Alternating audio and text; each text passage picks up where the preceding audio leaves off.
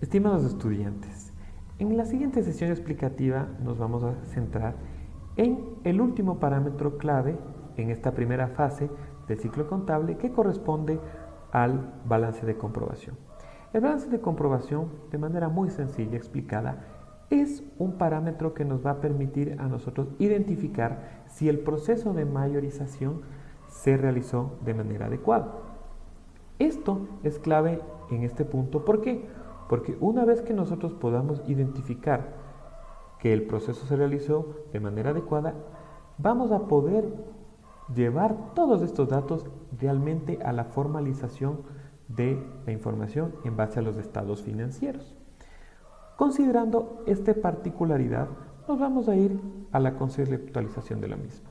Y como habíamos mencionado, el proceso de mayorización en inicio de la contabilidad no estaba libre de un error y era necesario justamente realizar una prueba, como el balance de comprobación, que permita comprobar si este proceso de mayorización fue realizado adecuadamente. Pensemos que este rubro y este parámetro nos va simplemente a dar un proceso de revisión para que los datos que vengan de las cuentas individualizadas en la mayorización sean lo suficientemente correctos para poder justamente formalizarlas y estructurarlas en los estados financieros finales una vez que se han cumplido los ciclos de registro correspondiente. Para poder visualizar una estructura de lo que corresponde al balance de comprobación, vamos a indicar un caso práctico como el que nosotros contamos en nuestra aula habitual. Y es sencillo, ¿no? Se han hecho un estado de situación inicial, una serie de transacciones y vamos a poder visualizar de manera completa tanto las transacciones, el libro diario, la mayorización y finalmente llegar al proceso en donde vamos a comprobar que justamente estas transacciones se hicieron adecuadamente. Este caso nos dice lo siguiente. El 1 de agosto del año 2020 se registra el estado de situación de la empresa XT dedicada a la prestación de servicios publicitarios con los siguientes datos. Entonces tenemos esta situación inicial. Por un lado tenemos todos los rubros correspondientes a los activos, desde caja hasta vehículos, con los valores correspondientes en los saldos: 350, 2.600, 21.500, 25.700, 86.250, 18.000, 15.600 y etcétera, ¿no? Entonces, estos valores son los correspondientes a los valores efectuados en la parte de activos. Por otro lado, tenemos los valores correspondientes a la parte de los pasivos, cuentas por pagar, documentos por pagar e hipotecas por pagar, que principalmente hacen referencia a deudas, ¿no es cierto? Entonces, estos valores nos dice que son el estado de las cuentas inicialmente en el pasivo. Y finalmente, en lo que corresponde al patrimonio, el capital social de 120.000. Entonces, con esta situación se ha iniciado este problema. Ahora, una vez iniciado, se realizan las diferentes transacciones como vemos a continuación. El 2 de agosto se realiza un pago con cheque del Banco Bolivariano como abono a la cuenta por pagar. ¿Qué significa esto?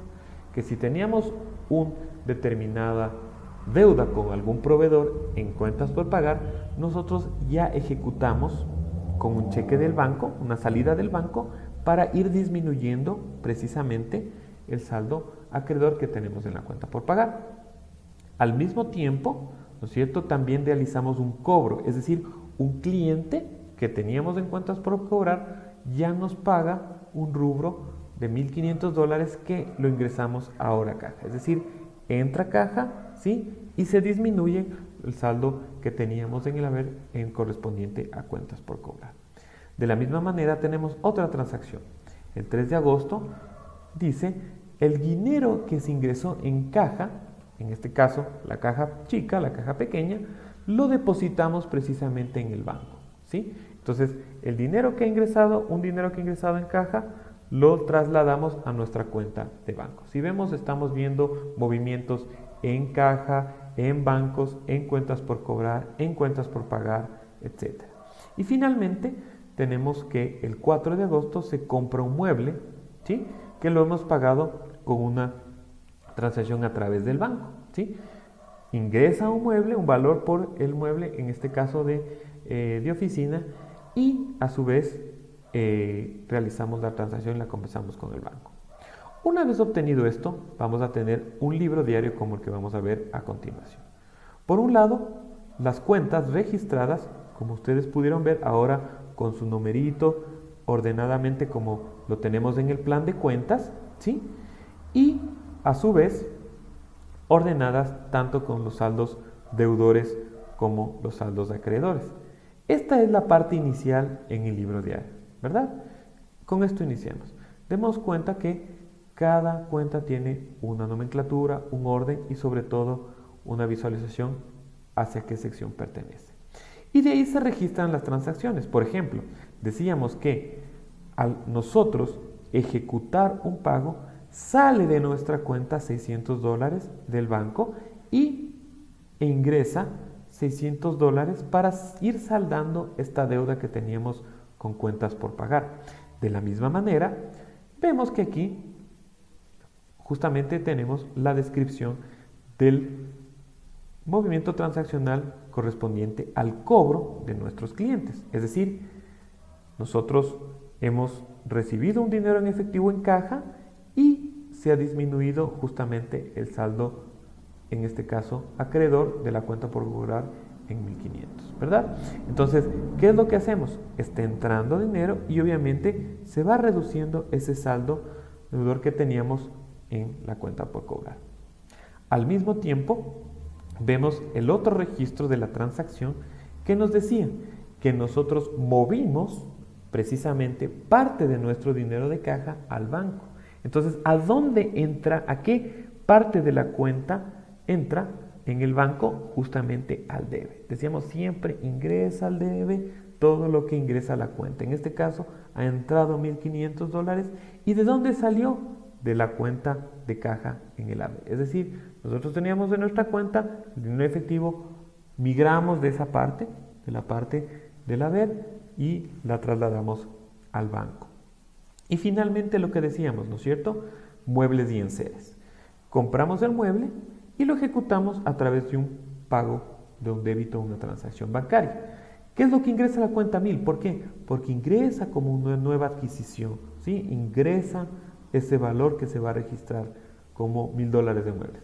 Y al mismo tiempo sale de la cuenta del banco justamente esos 1.000. Entonces aquí tenemos un parámetro inicial de comprobación. La suma de todos los valores del debe, que nos da 184.600, es igual a los 184.600 en el haber. Con esto, ¿qué estamos diciendo? Justamente que se ha realizado un proceso de transacciones ordenado que nos permite visualizar justamente la partida doble. Finalmente, vamos a pasar al proceso de mayorización. En el proceso de mayorización, como vemos, lo que hemos hecho es individualizar cada una de nuestras cuentas, como vemos aquí, ¿sí? Entonces, ¿qué es lo que se ha hecho? Por ejemplo, se ha tomado todos los rubros que vimos en caja, 350 y 1.500, en el saldo deudor, en la parte del debe, y de la misma manera todo lo que se ha movido en el haber. Si queremos comprobar, por ejemplo, que en efecto solo ha habido 2 movimientos en el debe en caja y uno en el haber, podríamos ir directamente justamente a nuestro libro diario y veamos justamente lo que ha pasado. Por un lado tenemos los 350 en caja aquí. ¿Y cuál fue el otro movimiento? Los 1.500 acá, 2 movimientos en el deudor, ¿verdad? ¿Y cuál fue el otro movimiento? Los 1.500 justamente en el acreedor. Esos 3 movimientos precisamente es lo que podemos desglosar aquí, ¿no? 350 con lo que se inició la caja y los 1.500 que correspondían precisamente a ese pago que realizó el cliente en cuentas por cobrar, ¿verdad? Y justamente el dinero que se depositó en el banco precisamente lo tenemos como el saldo en el haber. Si nosotros empezamos a comparar entre cuentas, nos vamos a ir dando cuenta que esa concatenación que realmente le hicimos. Al hacer el libro mayor, nos damos cuenta precisamente el parámetro que estábamos viendo. Hay algunas cuentas que obtuvieron un saldo deudor porque tuvieron un saldo a favor del debe y otras cuentas precisamente que tuvieron un saldo acreedor porque tuvieron un saldo a favor del haber. Por ejemplo, en el caso de cuentas por pagar, en el caso de documentos por pagar, ¿no es cierto? Que son ejemplificaciones de los saldos acreedores. Una vez terminado el proceso de la mayorización, nos vamos a la estructura del balance de comprobación. Entonces, aquí viene la parte clave. ¿Qué es lo que vamos a hacer? Vamos a resumir en una sola matriz todas y cada una de estas cuentas. Y vamos a ir colocando sus saldos, en este caso, totales de el debe y los del haber. Y de la misma manera resumiremos el saldo o deudor o acreedor. Y para poder visualizarlo, vamos a ver precisamente cómo quedó en esta parte, ¿no es cierto? Aquí tenemos la estructura del balance de comprobación en el cual resumíamos esto. Por ejemplo, si en caja hubo un total de valores en el debe de 1850, colocamos el total de valores del debe y de la misma manera el total de valores del haber. Y asimismo, colocamos dentro de la estructura de los saldos el valor precisamente del saldo deudor. Entonces, ¿qué estamos teniendo aquí? Un resumen del total de los movimientos en el debe, un resumen del total de movimientos del haber en la cuenta, por cuenta, y asimismo una columnita en donde registramos si hubo saldo deudor o a su vez hubo saldo acreedor. ¿Qué es lo que nos debe cuadrar? Precisamente tanto las sumas de los debes y los haberes como lo que ya pudimos corroborar en el libro diario y de la misma manera las sumas de los saldos. Es decir, los saldos totales deudores deben ser equivalentes a los saldos totales de los valores acreedores en un resumen de las cuentas. Si aquí nosotros tenemos, por ejemplo, algún valor que no coincide, ¿qué convendría hacer, mis estimados estudiantes? Convendría revisar si hubo un correcto registro desde el libro diario o si en su defecto hubo un correcto proceso de sistematización a la mayorización. Si en algún momento nosotros tendríamos, por ejemplo, un cuadre aquí en las sumas, pero un descuadre acá en los saldos, lo que nos quiere decir es que quizás nosotros tuvimos un inconveniente o algún error en la mayorización, porque como vemos las sumas puede equivaler a lo que ya obtuvimos precisamente en el libro diario. Entonces esto nos permite identificar si el registro del diario se hizo adecuadamente con las sumas y si a la vez la estructura de mayorización se la individualizó correctamente precisamente con las sumas de los saldos. Esto al final nos va a permitir determinar que el proceso inicial del ciclo contable, ¿sí?, tanto de las libro diario, libro mayor y balance de comprobación, ha sido realizado adecuadamente y procederemos ya a la parte final del ciclo, que es la emisión de los estados financieros.